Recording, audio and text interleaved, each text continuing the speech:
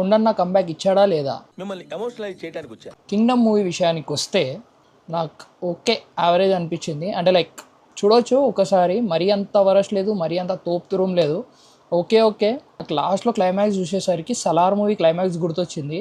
అది ఎందుకు ఇట్లా చెప్తున్నా అనేసి మీరు మూవీ చూస్తే మీకు అర్థమవుతుంది. హీరోయిన్ క్యారెక్టర్ భాగ్యశ్రీ గారిది అసలు ఇన్వేటివ్ అర్థం కాలేదు, సైడ్ లైన్ చేసేసారు మొత్తము. విలన్ క్యారెక్టర్ చేసిన వెంకటేష్ అనే అతను, నేను ప్రీ రిలీజ్ ఈవెంట్లో స్పీచ్ విన్నా, అసలు స్పీచ్ విన్నప్పుడే అసలు క్రేజీ అనిపించింది.